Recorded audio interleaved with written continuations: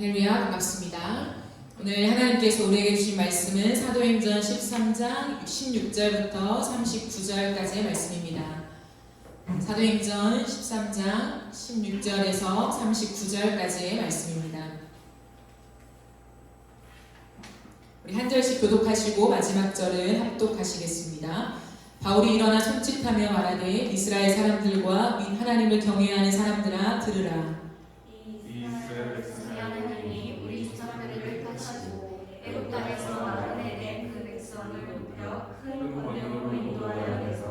광야에서 약 40년간 그들의 소행을 참으시고 가나안 땅 이로부터 나가사 그 땅을 기업으로 주시기까지 약 450년간이라. 그 후에 선지자 사무엘 때까지 사사를 주셨더니 그 후에 왕 야갈라오되 하나님이 베냐민 지파 사람 기스의 아들 사울을 40년간 주셨다. 패하시고 다윗을 왕으로 세우시고 증언하여 이르시되 내가 이새의 아들 다윗을 만나니 내 마음에 맞는 사람이라 내 뜻을 다 이루리라 하시더니 하나님이 약속하신 대로 이 사람의 손에서 이스라엘을 위하여 구주를 세우셨으니 곧 예수라. 그가 오시기에 앞서 요한이 먼저 회개의 세례를 이스라엘 모든 백성에게 전파하니라.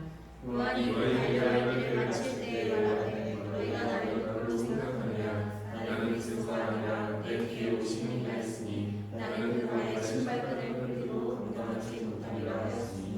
형제들아, 아브라함의 후손과 너희 중 하나님을 경외하는 사람들아, 이 구원의 말씀을 우리에게 보내셨거늘 예루살렘에 사는 자들과 그들 관리들이 예수와 및 안식을 받아오는 바 선지자들의 말을 알지 못하므로 예수를 정죄하여 선지자들의 말을 응하게 하였다. 죽일 죄를 하나도 찾지 못하였으나 빌라도에게 죽여달라 하였으니 성경에 그를 가르쳐 기록한 말씀을 다 응하리라는 것이라. 후에 나무에서 내려다가 논에 두었으나 하나님이 죽은 자 가운데서 그를 살리신지라. 갈릴리로부터 예루살렘에 함께 올라간 사람들에게 연락을 보내셨으니 그들이 제사장 앞에서 그의 증인이라. 우리도 조상들에게 주신 약속을 너희에게 전파하노니 곧 하나님의 예수를 믿사 우리 자녀들에게 이 약속을 이루게 하셨다 하니라. 시편 둘째편에 기록한 바와 같이 너는 내 아들이라 내가 너를 낳았다 하셨습니다.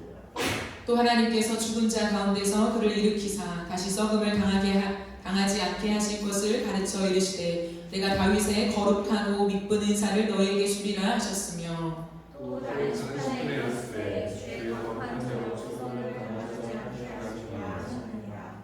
다윗은 당시에 하나님의 뜻을 따라 섬기다가 잠들어 그 조상들과 함께 묻혀 썩음을 당하였으되 하나님께서 살리시는 썩음을 당하지 아니하였느니. 그러므로 형제들아, 너희가 알 것은 이 사람을 힘입어 죄사함을 너희에게 전하는 이것이며 또 모세의 율법으로 너희가 의롭다 하심을 얻지 못하던 모든 일에도 이 사람을 힘입어 믿는 자마다 의롭다 하심을 얻는 이것이라. 아멘. 우리 앞뒤자와 함께 인사하겠습니다. 반갑습니다. 잘 오셨습니다.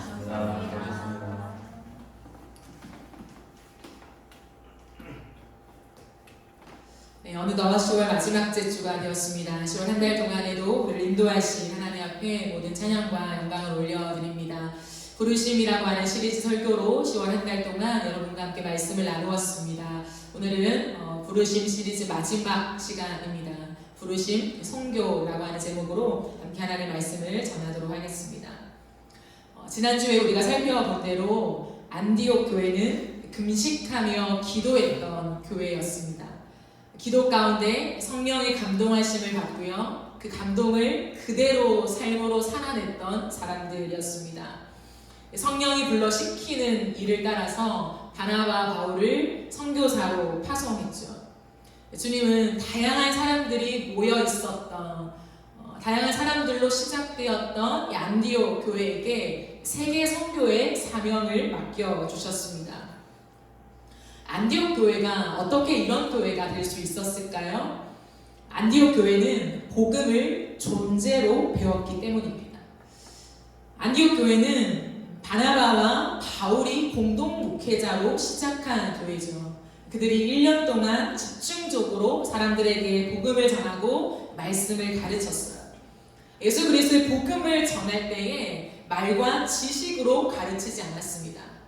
말과 지식으로 전달되는 모든 것이 예수님의 존재와 마주하도록 그들을 안내했습니다.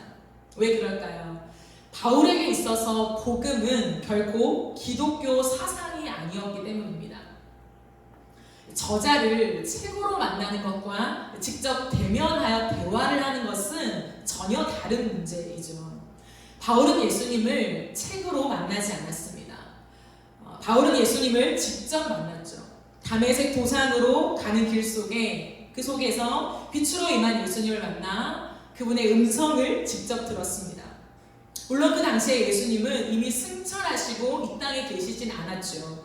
하지만 인격적인 예수님을 마주하면서 그분이 정말 살아계신 하나님이라고 하는 사실을 정확하게 마주하게 되었습니다. 그로부터 바울은 대대적인 변화가 생기기 시작했죠. 그의 인생에 놀라운 방향 전환이 일어나게 된 것입니다. 여러분, 바울은요, 예수님 때문에 자신의 인생을 지탱해 오던 대전제가 바뀌게 되었어요. 바울의 인생을 이끌어왔던 대전제는 무엇이었냐면 나는 할 수 있다라고 하는 거였어요. 내가 마음을 가지고 내가 열심히 삶을 절제하며 율법의 모든 것을 이해했을 때 나는 의롭게 될 수 있다.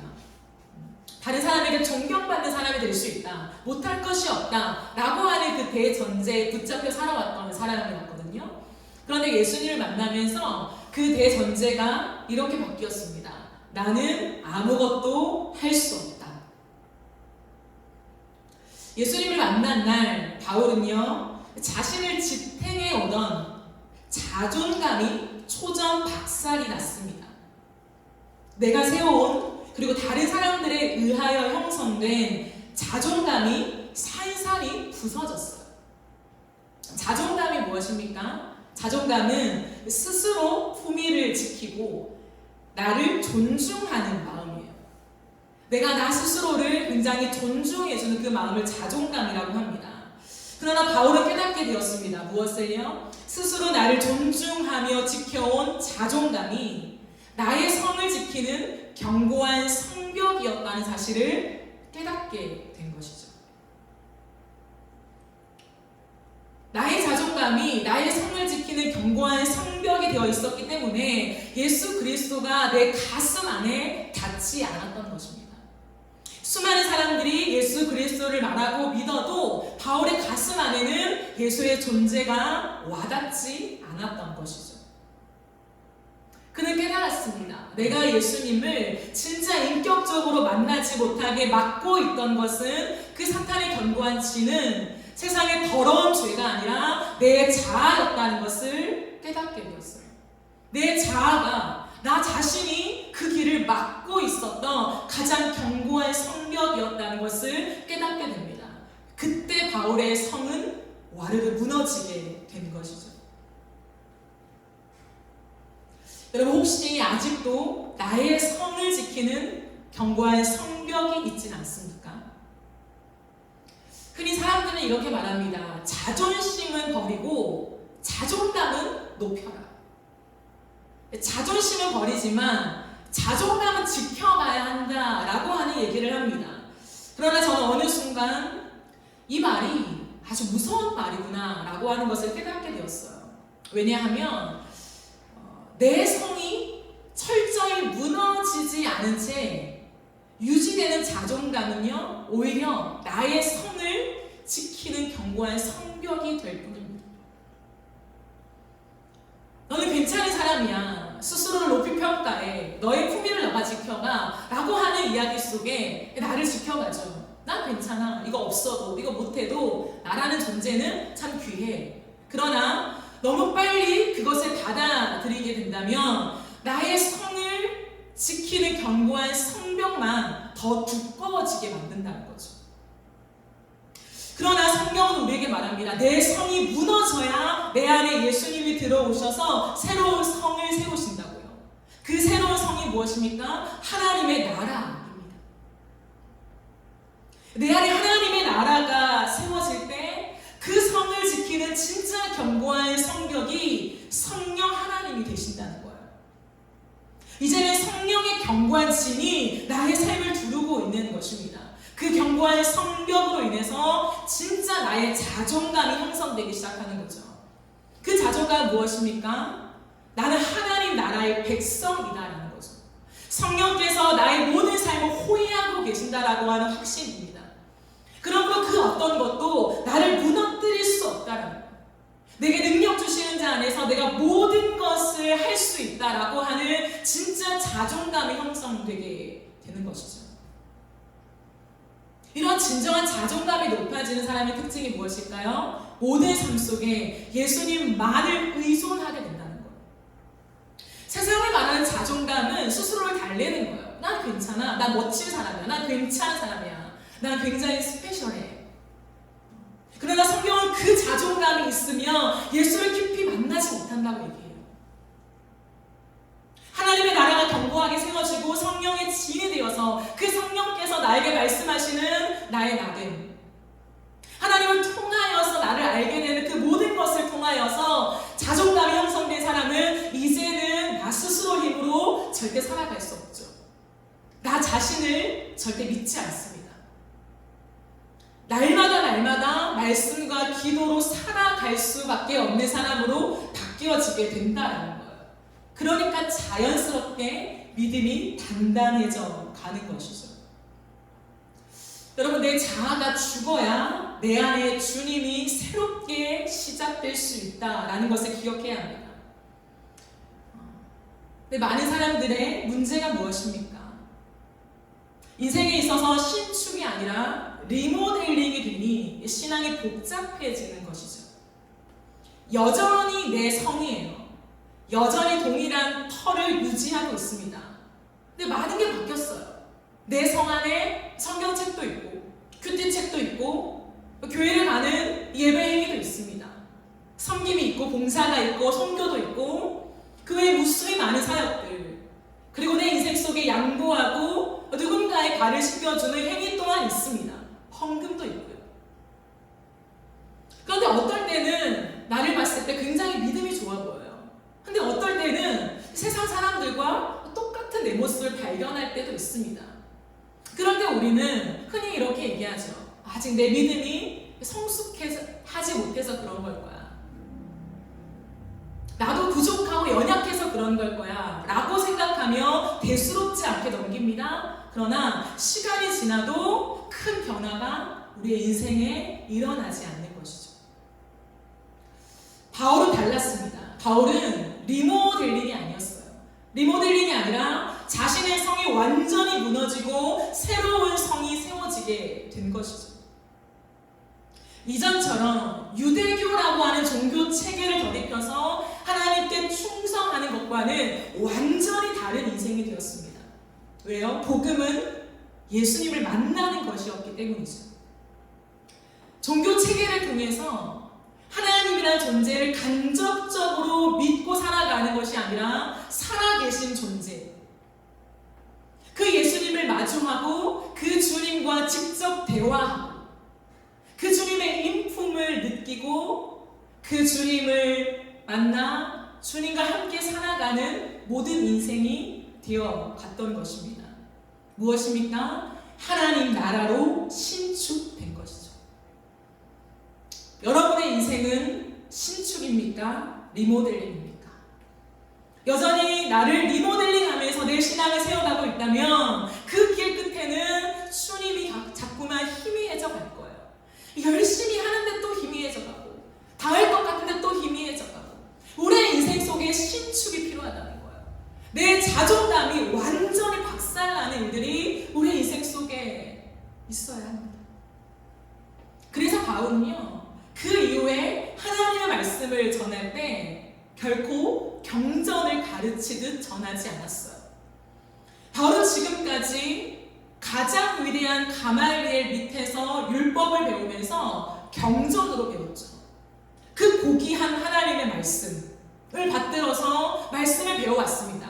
하지만 예수 그리스도를 만나며 자신의 자존감, 내 자아가 초점 박살난 이후에 하나님의 나라로 내 인생이 새롭게 지어진 이후에는 결코 경전으로 말씀을 가르치지 않았어요. 학문을 교육하듯이 하나님의 말씀을 가르치지 않았습니다. 성도들이 예수님의 존재와 맞닿을 수 있도록 자신의 삶으로 복음을 설명하기 시작했습니다.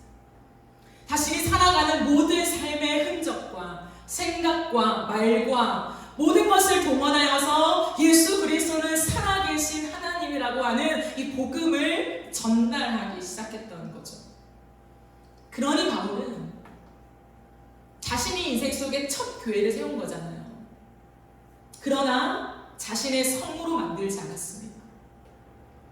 내가 사람들을 모으려고 하지도 않았습니다. 내 사람을 만들지 않았어요. 여러분, 바나바와 바울이 있습니다. 바나바는 이미 앞선 리더예요. 바울과 견줄 수 없을 만큼 먼저 예수 그리스도를 믿고 많은 사람들이 바나바를 존경했던 그런 사람입니다. 하지만 바울은 한 번도 바나바와 자신을 비교하지 않습니다. 왜 그럴까요? 그게 중요하지 않기 때문이죠. 교회의 규모를 늘리고 교회 사업을 많이 하는 것에 집중하지 않았습니다. 번영의 복음을 전하지 않았어요. 예수 믿는 복을 받습니다. 예수 믿으면 우리의 삶이 잘 됩니다. 그런 번영의 복음은 조금 더 전하지 않았습니다. 바울은 오직 예수 그리스도만을 전했어요. 바울은 오직 그리스도가 왕이 되셔서 통치하시는 하나님의 나라만을 가르치고 살았습니다. 또한 죽어야 다시 사는 역설을 설파했습니다. 그런 그의 가르침 속에서 안디옥 교회는요, 태동하게 되었죠.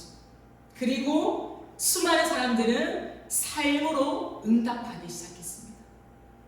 와, 대단한 지식을 가르치는구나. 이 헬라 지식보다 더 탁월한 지식이 여기 있구나 라고 혹하지 않았어요. 지식의 체험 속에 그들의 마음이 부해지지 않았습니다. 그들은 언제나 바울의 말씀을 삶으로 응답하는 그러한 모습으로 걸어가게 되었습니다. 그러니 금식과 기도의 삶이었죠. 그러니 성령을 따르는 삶이었죠. 그러니 바나바와 바울을 선교사로 파송할 수 있는 삶이 그들의 삶이 될 수 있었던 것입니다. 그들은 바울을 통해서 확실한 부르심을 배웠어요. 내가 이제 어떻게 살아야 하는가? 부르심이 무엇인가? 그것을 확실하게 배웠습니다. 그것은 하나님 나라를 사는 것입니다. 내 나라를 사는 것이 아니라 눈에 보이는 이 세상을 사는 것이 아니라 하나님 나라를 사는 삶. 하나님 나라를 살아가는 삶이 무엇일까요? 저는 이렇게 정의하고 싶습니다. 두 발 딛고 서 있는 이곳에서부터 땅 끝까지 이르러 예수의 증인된 삶이라고. 부활하신 주님께서 승천하시기 전에 이 땅에 남기신 사명은 땅 끝까지 이르러 예수님의 증인이 되라는 거였어요. 사도행전 1장 8절 말씀을 보시면 오직 성령이 너희에게 임하시면 너희가 권능을 받고 예루살렘과 온 유대와 사마리아와 땅 끝까지 이르러 내 증인이 되리라 하시니라. 이 말씀이 있죠. 어느 시대 어느 곳을 막론하고 세계 성도는 모든 그리스도인들에게 주신 지상 과제입니다. 그런데 그것은 단순한 미션 수행이 아니에요. 단순한 선교 사업을 하는 것이 아닙니다. 사역의 한 측면을 말하고 있지 않습니다. 그럼 무엇을 말하고 있을까요? 주님의 지상 명령이나 모든 그리스도인들아 이 과업을 이루어라 라고 주신 그 명령은 무엇일까요? 그 명령은 우리의 인생이라는 거예요.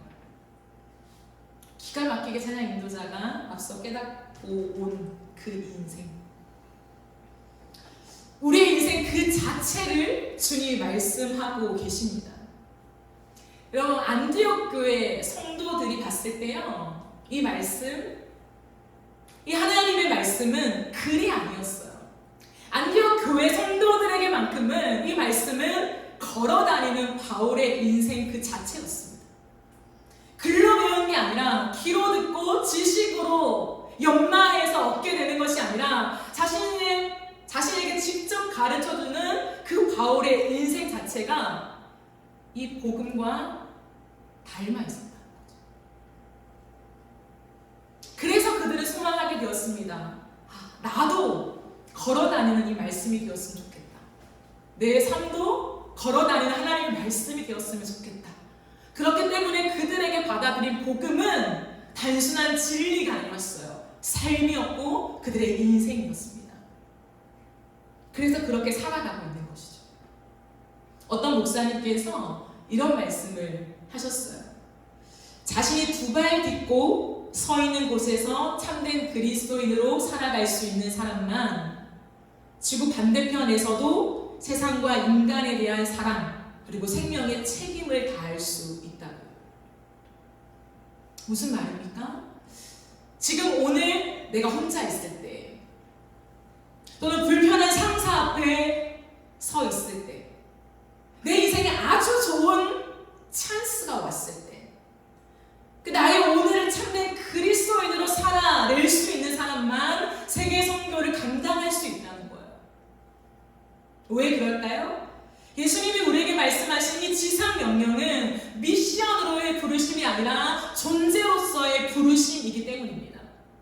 숙제를 내주는 게 아니에요. 집에 가서 이거 해와라. 천국 올 때까지 이 과제를 해와. 미션을 우리에게 수행하는 것이 아니라 존재였어요. 너가 그렇게 살다 와. 너의 존재가 그렇게 하루하루를 살다 와. 라고 하는 존재에 대한 부르심이었기 때문입니다. 그러므로 오늘 평범한 일상을 사는 나, 오늘 평범한 일상을 사는 나와 세계 선교를 하는 비범한 내가 똑같은 모습이어야 돼요. 다른 사람이 되면 안 됩니다. 목요일도 말씀드렸듯이 내가 여가 시간에 혼자 있는 그 시간에 나의 모습과 세계 선교를 나가는 탄자니아 선교를 준비하며 그 잔지바르 땅에 가는 내 모습과 동일한 사람이 되어야 한다는 거예요. 다르면 안 돼요. 오늘 우리가 읽은 본문은 바울이 첫 번째 선교 여행을 떠난 그 스토리를 이야기하고 있습니다. 바울은 회당에 들어가요. 회당은 유대인들이 모여있는 곳이죠. 하나님의 말씀을 듣고 강론하는 곳이었습니다. 그곳에서 바울과 바나바는 하나님의 말씀을 전할 기회를 얻게 돼요. 왜냐하면 그 당시에 회당 문화는 회당장 혼자 말씀을 강론하는 방식이 아니었어요. 제가 이렇게 설교한 다음에 혹시 이 자리에 율법학자가 있을 수 있잖아요. 그러면 그 사람에게 기회를 줍니다. 그 사람이 나와서 또다시 하나님의 말씀을 강론할 수 있는 기회를 주는 거죠. 바나바와 바울은 율법학자였죠. 대단한 유대인이었습니다. 그렇기 때문에 기회를 줍니다. 할 얘기가 있다면 하십시오. 그때 참 놀라운 것은 뭐냐면 바나바가 나와야 정상이지 않겠습니까? 바나바가 리더예요. 그러나 바나바가 나오지 않고 사울이 나옵니다. 바울이 나와서 말씀을 전해요. 아마 바나바에 나오면은 자신보다 바울이 훨씬 더 말씀을 잘 전할 수 있다라고 생각했는지 모르겠습니다. 그러니 체면 따위 중요하지 않는 거죠. 당신이 전하십시오. 바울이 나와서 손짓하며 역동적이라는 거예요. 손짓을 하며 그는 말을 하기 시작합니다. 바울은 유대인 앞에서 하나님 말씀을 전하지요. 그렇기 때문에 오늘 우리가 읽은 긴 본문은 바울의 설교의 내용입니다. 그 설교 속에 바울은요, 유대인에게 아주 익숙한 구약의 말씀으로 시작합니다. 단순한 글과 한문으로 가르치지 않습니다. 내 앞에 서 있는, 여기에 앉아 있는, 내 말을 함께 듣는 그 사람의 삶을 반영하고 있죠. 유대인들은 율법을 절대시하며 살아왔습니다. 이스라엘 역사의 큰 줄기를 언급하면서 그는 말을 전개하기 시작합니다. 애굽 땅에서 하나님이 그들을 출애굽하신 사건으로부터 그 광야를 걸어가는 순간순간, 또한 사사를 하나님 세우시고 그 속에서 사울 왕을 초대 왕으로 세우셨는데 그 이후에 다윗을 세우셨다.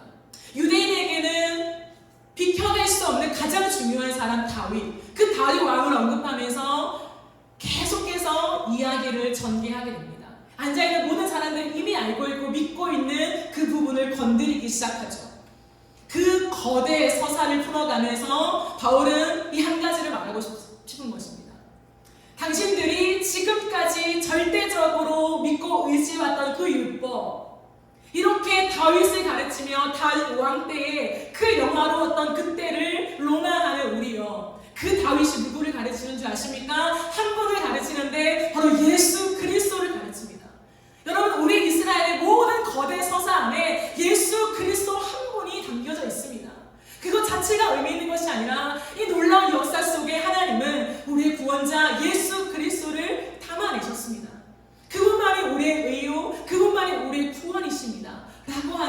복음을 설교하고 있죠.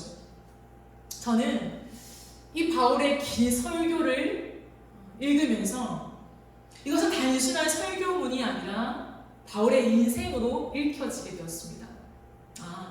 이스라엘의 거대 서사를 말하는 것 같지만 이 속에 바울의 인생을 저는 보게 되었죠.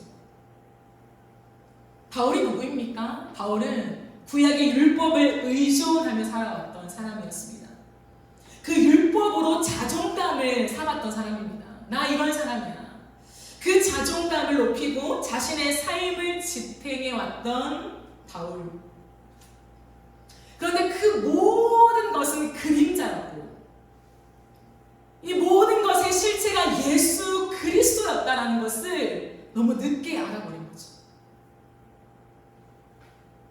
자신의 손이 얼마나 견고했던지, 나를 지키고 있던 내 자아가 얼마나 견고했던지 깨닫지 못했어요. 그러나 빛으로 임한 그 주님이 자신의 가슴을 터치하실 때에 바울은 비로소 깨닫게 된 거죠. 내가 그토록 의지해왔던 모든 것이 한 분 예수 그리스도를 가리키고 있었구나. 그리고 이제 예수 그리스도를 전하는 삶으로 완전히 바뀌게 되었죠. 그리고 다른 사람에게도 예수 그리스도의 빛을 비춰주는 삶으로 바뀌어지게 된 것입니다. 그것이 바울의 인생이었습니다.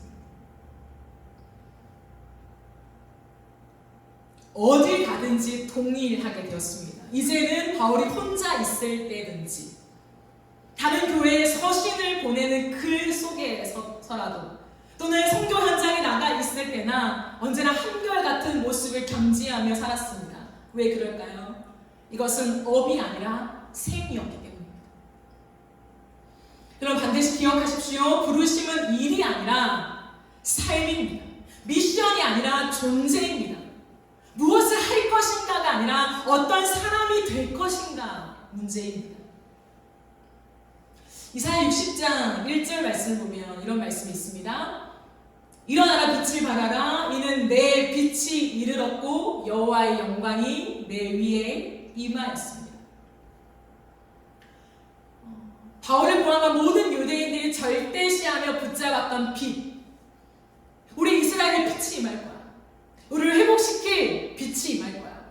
걱정 마. 이 어둠, 이 흑암의 역사가 지워지고 우리의 땅에, 이 나라에, 이 민족에 거대한 빛이 임할 거야 라고 확신했던 그 빛, 여호와의 말씀에 나와 있는 그 빛, 조금 더 보실까요? 60장 19절부터 22절에는 이런 말씀이 있습니다. 다시는 낮의 해가 내 빛이 되지 아니하며 달도 내게 빛이 비추지 않을 것이요 오직 여호와가 내게 영원한 빛이 되며 내 하나님이 내 영광이 되리니 다시는 내 해가 지지 아니하며 내 달이 물러가지 아니할 것은 여호와가 내 영원한 빛이 되고 내 슬픔의 날이 끝날 것입니다.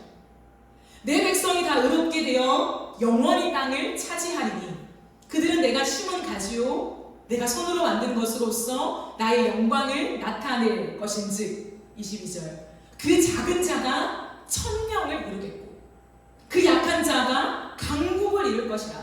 때가 되면 나 여호와가 속히 이루리라. 여러분 이 말씀은요 유대인들이 아멘했던 말씀입니다. 유대인들의 인생 속에 이스라엘 역사 속에요 이 말씀은 굉장한 힘이었어요. 그래 여호와의 빛이 임할 것이다. 우리의 아픔의 날이 끝날 것이다. 우리의 슬픔의 날이 끝나고 주님이 다시 한번 우리를 회복시킬 것이다. 이 작은 민족, 작은 땅이지만 천명을 이루는 역사, 강국을 이루는 역사 주님이 주실 것이다. 그 여호와의 빛을 바라고 있었습니다. 바울은 그것이 이제 무엇인가를 정면으로 마주하게 되었죠. 예수 그리스도. 그들은 세계가 변해서 힘을 가질 거라고 믿었습니다. 정치가 변하고 이 세계적인 거대한 그 힘을 가지고 와서 이스라엘이 온 열방 가운데 우뚝 설 그것을 고대했습니다. 그러나 여호와의 빛은 세상 속에서의 당대국이 아니라 예수 그리스도라는 것을 깨닫게 하신 거죠.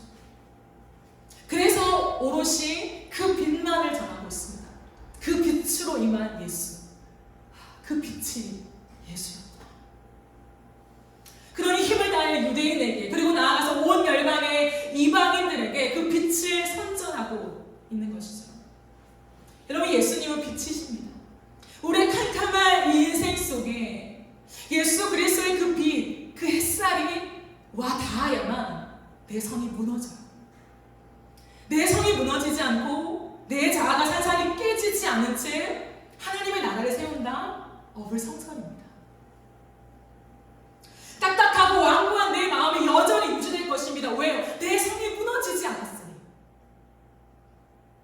무너진 것 같아서 걸어갔는데 어느 순간 내 마음이 완고해지고 어느 순간 완악해지고 어느 순간 이기적으로 내 삶을 챙기고 싶은 계산이 빠르게 오는 것은 무엇 때문이냐면 단순히 내가 연약해서 믿음이 약해져서가 아니라 어쩌면 애초부터 내 성이 무너지지 않은 채 신앙생활이 시작됐기 때문인지도 모릅니다. 그러니까 그것을 전할 힘도 없는 거죠. 그 강력한 빛, 여러분 자아가 깨어진다는 것은 엄청난 일입니다. 내 모든 나를 지탱해왔던 것들이 산산이 부서지고 아무것도 남지 않을 때 얼마나 두려워요. 할 수 있는 것이 없습니다. 그러나 그때 임한 빛, 그게 절대적이 되는 거죠. 그 빛만 따라가게 되는 거죠. 그 빛이 없으면 내 인생은 끝이다. 그 절박함이 그때 나오는 거죠. 왜 바울이 금식했겠습니까? 왜 수많은 믿음의 선진들이 금식을 했겠습니까? 왜 안티옥 교회가 금식을 했겠습니까? 그 절박함이 어디서 나오는 것입니까? 책상에 앉아서 말씀을 배우는 사람에게는 죄송하지만 나올 수 없는 간절함이에요. 편안한 안락한 의자에 앉아서 하나님의 말씀은 이것입니다. 여러분, 사도행전에 이런 말씀이 있고요. 이사야는 이런 말씀이 있어요. 이게 예수를 가리킵니다. 라고 학문적으로 지식으로 배운 자에게는 나올 수 없는 절박함입니다. 산산이 깨어진 자아를 경험하고 내 어두컴컴한 마음속에 빛이 닿은 경험을 한 사람만 그 빛의 힘을 알고 따라가게 되는 거죠. 빛이 없으면 끝나니까 절박함으로 금식하는 것입니다. 하나님, 죽음입니다. 당신이 없으면, 당신의 햇살이 오늘도 내 인생을 비추지 않으면 나는 죽음입니다. 주님. 그러나 하나님, 오늘도 당신의 빛이 비추지 않음이 무엇입니까? 선명하게 비추소서. 그 목숨을 걸고 나아가는 게 금식기도예요.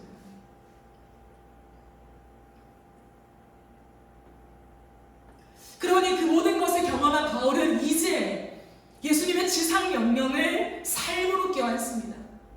해야 될 과업으로 받아주는 것이 아니에요. 삶으로 껴안습니다. 그리고 나 같은 또 다른 사람에게 예수의 빛이 비추어 그들의 자아, 그들의 성이 깨어지고 산산이 부서지고 하나님의 나라가 그들 곳곳에 세워지기를 열망하면서 예수의 빛을 비추는 그 통로의 역할을, 그 빛을 전하는, 반사하는 역할을, 운반하는 역할을 감당하고 있는 것이죠. 빛의 사자입니다. 우리의 가정과 일터에서도 우리는 이런 선교사가 될 수밖에 없는 거죠. 선교가 무엇입니까? 하나님의 나라를 실제화하는 거예요. 하나님의 나라가 실제 내 안에 이루어지는 것입니다. 그리고 성부, 성자, 성령, 삼위일체 하나님은 이 하나님의 나라가 온 열방과 족속 가운데 확장되어져서 하나님의 나라가 더 많이 이 땅 가운데 세워지기를 고대하는 구원 사역, 그것이 선교예요. 그래서 먼저 믿은 자들을 보내시는 것입니다. 우리의 직장에, 이 세상에, 그리고 세계 곳곳에, 열방 속에 우리를 보내셔서 그 땅 가운데 그 한 사람 한 사람의 가슴 속에 하나님의 나라가 세워지기를 기대하시는 거죠. 그 선교사로 우리의 존재를 부르고 계십니다. 그러므로 우리는 두려워해야 할 한 가지가 있습니다. 그것은 뭐냐면 몸이 건조한 마음을 두려워해야 합니다. 하나님과 우리의 관계 속에서 어느 순간 몸이 건조해진 마음이 있다면 그때는 아주 두려워해야 돼요. 그때가 바로 금식을 해야 됩니다. 하나님 말씀을 들어도 감동이 없을 때, 한 영혼에 대한 말씀을 들어도 내 가슴이 움직여지지 않을 때, 다른 사람을 향한 열방을 향해서 선교에 대해서 전혀 내 가슴 속에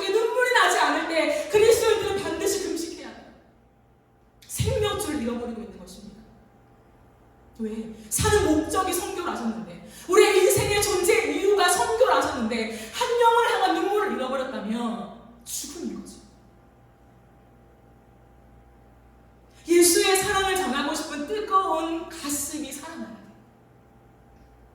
내 마음속에 예수님을 알지 못하는 내 친구들, 내 가족들, 지인들, 내 직장 동료들, 그들이 돌아오든 돌아오지 않든 그건 우리의 권한에 있지 않아요.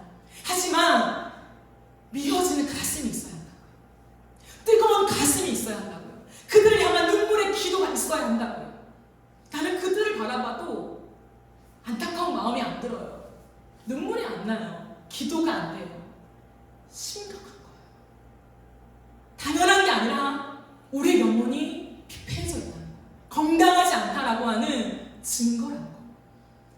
그러니 금식을 하는 거예요. 하나님, 내가 이 땅에 좋은 거 먹고 편하게 살면서 하나님을 향한 간절함, 한 영혼에 대한 간절함, 영적인 하나님과 마주하는 그 천국에 대한 간절함, 와닿음, 실제와 그 모든 것을 잃어버렸어요. 주님, 나를 불쌍히 여기소서. 이 죽음에서 나를 건지소서. 내 가슴에 어찌 주님을 향한 뜨거운 눈물이 없습니까? 영혼을 향한 안타까움이 왜 없습니까? 잘 먹고 잘 사는 것으로 그들을 부러워하는 마음은 하나님은 아니지 않습니까? 우리 안에 경각심을 가지고 주님 앞에 금식하며 매달리고 엎드려야 하는 것이 우리의 삶이라는 거예요. 말씀을 정리하겠습니다. 예수님은 글로 배우는 것이 아니에요. 예수님은 글로 만나는 존재가 아닙니다. 인격적으로 만나야 하는 것입니다. 그럴 때 내 손이 무너지고 하나님의 나라가 세워집니다. 우리의 부르심은 두 발 딛고 서 있는 이곳에서부터 땅끝까지 이르러 예수님을 전하는 증인된 삶이라는 것을 기억해야 합니다. 하나님 나라를 살아가는 삶이요. 그러면 다시 한번 기억하십시오. 부르심은 일이 아니라 삶입니다. 부르심은 미션이 아니라 존재입니다. 부르심은 무엇을 할 것인가가 아니라 어떠한 사람이 될 것인가입니다. 부르심은 내 전 인생에게 하나님이 증인으로 주신 선교입니다. 부르심은 선교입니다. 그러므로 평범한 일상에서도 우리는 선교사라는 것을 기억합시다. 그리고 일상을 넘어 땅끝까지 가는 선교사가 되어야 합니다. 내가 있는 이곳에서부터 온 열방까지 예수 그리스도의 빛이 비춰지기를 사모하며 빛의 사자들로 서야 합니다. 그 빛의 사자로 예수의 이 생명력을 전달하는, 그리고 수많은 사람들이 살아나는데 귀한 통로가 되는 저와 여러분의 복된 부르심이 되어지기를 간절히 바라고 소망합니다. 네, 우리 함께 찬양하고 기도하는 시간을 가지도록 하겠습니다.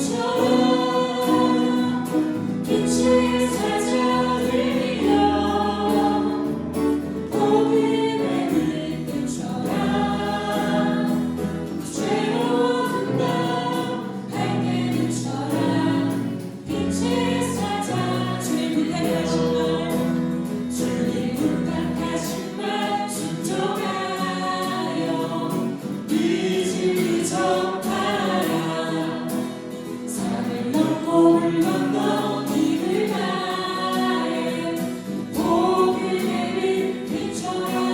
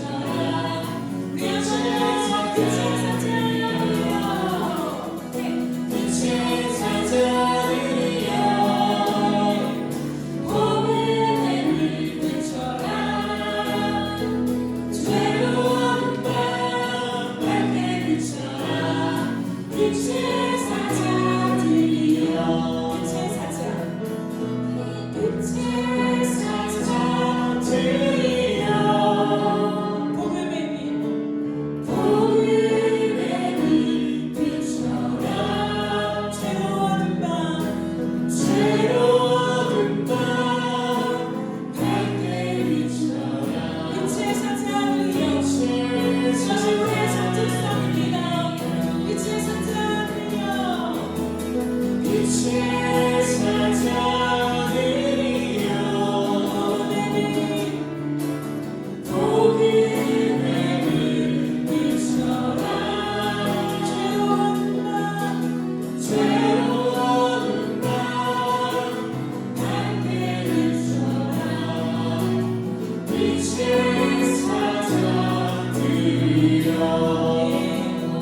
시간 들은 말씀을 기억하며 함께 기도합시다.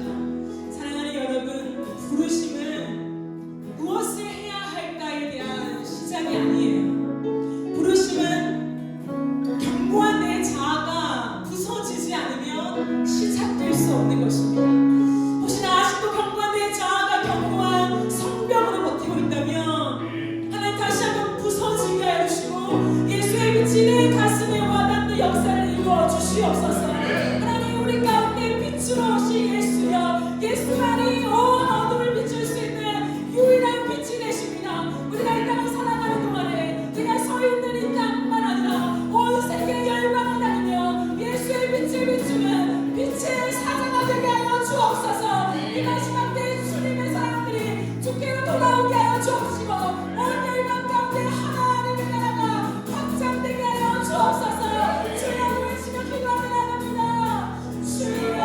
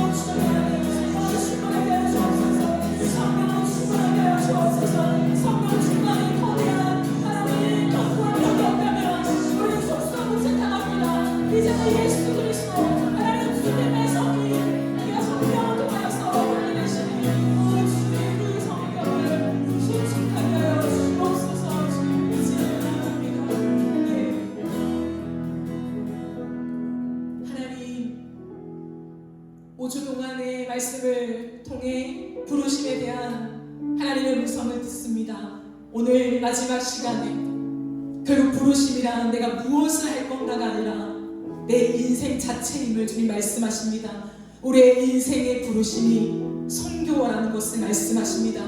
여전히 내 성이 유지되어 있는 채 리모델링하며 하나님을 믿고 살아왔던 우리의 삶이 있다면 내 자아가 산산이 부서지게 하시고 다시 한번 광야의 길을 걸어가며 내 인생의 리모델링이 아니라 신축의 역사가 임하게 하여 주옵소서. 터가 바뀌어야 한다고 말씀하십니다. 예수 그리스도로 내 터가 바뀌어지게 하여 주시고 내 안에 하나님의 나라의 성이 세워지게 하여 주옵소서. 하나님, 그러므로 이제는 내 견고한 성벽은 오직 성령밖에 없으십니다. 내가 나의 성벽을 세워나가지 않게 하시고 내 성벽이 오직 성령 하나님이시오니 성령 충만을 구하며 살게 하여 주옵소서. 성령 충만하지 않으면 다 무너집니다. 속수무책 당할 뿐입니다. 그러므로 주여 무릎으로 살게 하시고 기도로 살게 하여 주시고 오늘 하루하루 살아가는 동안에 주의 능력의 말씀으로 살아가게 하여 주옵소서. 하나님, 우리가 발 딛고 서 있는 이곳에서부터 우리의 평범한 일상에서부터 선교사임을 기억하겠습니다. 우리가 주님 앞에 또한 지경을 넓혀서 부르심의 그 길로 나아갈 때 땅끝을 향해 나아가게 하여 주옵소서. 땅끝 선교를